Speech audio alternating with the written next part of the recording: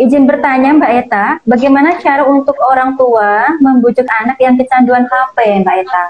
Karena orang Oh, tua awalnya menitipkan anaknya di penitipan dan sekarang anaknya tidak mau sekolah dan oh. seringnya marah-marah.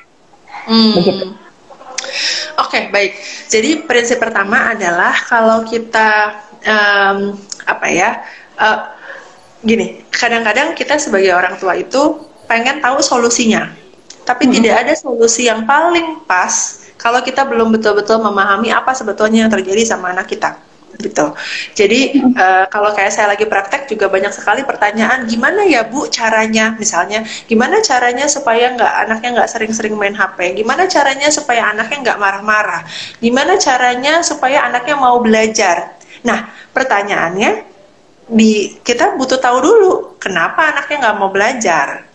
Kenapa dia nggak bisa berhenti main HP-nya? Kenapa dia suka marah-marah? Jadi selama kita belum betul-betul paham, akan sulit untuk cari solusi yang tepat. Gitu. Jadi prinsipnya itu dulu. Nah, gimana caranya supaya paham? Nah, nggak ada cara paling baik untuk bisa memahami anak kecuali ketika kita memang betul-betul bisa punya connection sama anak kita. Mm-mm. Kalau kita setidaknya punya connection nih sama anak kita, kita jadi bisa mengamati lebih dalam gitu. Apa ya sebetulnya yang dia cari dari game? Misalnya main handphonenya adalah Gadgetnya. main game. Nah, misalnya gitu ya. Dia suka main game apa sih? Gitu. Kenapa ya dia suka itu ya gamenya ya? Gitu ya. Misalnya kayak gitu. Oh, ternyata dia sangat ahli nih di game ini. Dia bisa naik level terus gitu ya. Terus Mm-mm. habis itu juga saya misalnya memperhatikan bahwa oh anak saya juga punya masalah belajar. Dia sudah setahun ini kayaknya nilainya nggak terlalu bagus. Ketika nilainya nggak terlalu bagus, dia jadi nggak semangat belajar. Makin nggak semangat, makin jelek nilainya gitu. Nah sementara tentunya anak butuh merasa berhasil. Jangan-jangan dia dapat rasa berhasilnya dari main game, misalnya gitu. Mm-mm. Kasih contoh, tapi maksudnya itu sesuatu yang harus kita dapetin gitu. Kita harus lihat dari sudut pandang anak untuk betul-betul bisa memahami ini sebetulnya apa masalahnya, kenapa ya dia kayak gitu. Jadi butuh keingintahuan. Nah, kadang-kadang kita sebagai orang tua tuh nggak cukup sabar untuk mencari tahu, pengennya cepat-cepat ngasih tahu. Ya, beda sama Mm-mm. antara mencari tahu sama ngasih tahu Ya, ya. cari. Contohnya gini, misalnya, saya mau ngajak ngobrol anak saya, gitu ya. Misalnya diajak ngobrol nih, nah, kenapa sih? Apa sih yang kamu suka dari main game? Terus anaknya baru ngomong nih misalnya, ya aku suka soalnya gamenya seru. Iya iya sih, tapi kan bukan berarti kamu harus main game terus. Banyak loh yang harus dilakuin. Kalau kamu main game terus, nanti pelajaran kamu tertinggal loh. Dah bla bla bla bla bla. Ya kan? Nggak jadi ngobrolnya. Anaknya udah langsung, oke, dah,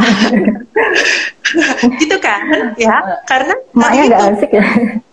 kita mau mencari tahu apa mau memberi tahu nih. Sekarang keadaannya adalah kayak gitu. Nah, kadang-kadang kita belum nyampe ke cari tahu, ya, anak belum betul-betul nyaman dan cukup terbuka, udah kita potong untuk ngasih tahu gitu. Kamu harusnya kayak gini dong, ya jangan kayak gitu dong. Kamu harusnya bisa begini, begini, begini, begini gitu. Ya, dan lagi-lagi kan akhirnya anak jadi merasa bahwa oh ya kan aku nggak dipahami gitu, jadi ya percuma juga aku kasih tau lah gitu, misalnya gitu ya.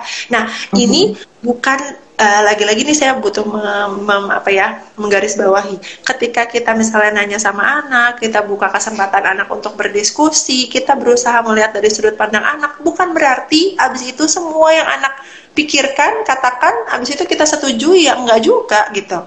Karena ada orang tua yang jadinya, oh tapi kan kalau misalnya ditanya terus dari pendapatnya dia, nanti dia jadinya salah dong Bu pemahamannya. Loh ya enggak, kita dengerin dulu gitu. Nah ketika dia sudah mengeluarkan gitu ya, kita bisa berusaha buat berempati, misalnya kita bilang iya ya, jadi kamu senang banget karena game itu seru ya, bikin kamu bisa punya strategi segala macam. Baru habis itu kita munculkan dari sudut pandang kita, misalnya oke sih, mama bisa ngerti misalnya kamu bisa senang sama game itu, tapi kayaknya ada hal-hal lain juga nih yang butuh dilakukan. Gimana ya nak caranya supaya kamu tetap bisa main game, tapi hal-hal yang lain juga bisa dilakukan gitu. Yuk kita pikirin yuk gitu. Nah itu solusi itu biasanya kalau muncul dari anak bisa habis itu kita coba gitu ya. Nah, tapi memang panjang prosesnya. Pertama, anaknya nggak mau diajak ngobrol kalau nggak berasa connect sama orang tuanya, gitu kan. Kedua, pas kita ngajak ngobrol dia merasa nyaman nggak? Kalau nggak keluar juga gitu, kayak gitu. Nah, itu sih. Tapi kalau terkait tadi pertanyaannya, kalau udah sampai misalnya marah-marah terus nggak mau sekolah ya, kayaknya ini mungkin butuh bantuan untuk konsultasi sama psikolog langsung ya, Mom. Soalnya takutnya maksudnya berkelanjutan kan, nggak mau sekolah gitu kan, nggak mau sekolah sampai kapan nih gitu ya, masa mau dibiarin dan seterusnya gitu ya, efeknya kan akan jadi jangka panjang gitu.